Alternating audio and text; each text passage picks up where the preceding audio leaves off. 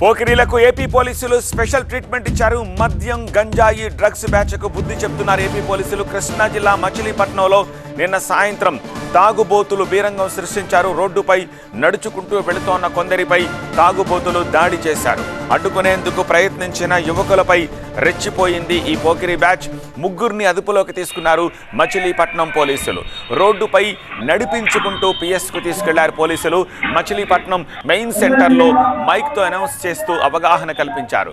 మద్యం గంజాయి మత్తులో వీరంగం సృష్టిస్తే కఠిన చర్యలుంటాయని సిఐ యేసుబాబు అన్నారు. మచిలీపట్నం ఆర్పేటలో నిందితులపై పలు సెక్షన్ల కింద కేసులు నమోదయ్యాయి.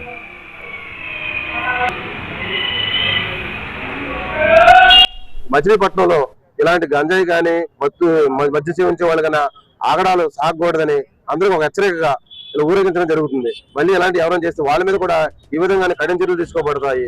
ఎక్కడైతే మచిలీపట్నంలో చిలకలపూడి, ఎనుగోదురు, ఆర్పేట లిమిట్స్ లో మచిలీపట్నం టౌన్ ఎక్కడైనా ఏ ప్రాంతంలో జరిగినా కూడా ఇలాంటి చర్యలు వాళ్ళ మీద తీసుకోబడతాయి. కాబట్టి ప్రజలందరూ కూడా అవగాహన కలిగించుకోవాలని కోరుతున్నాం.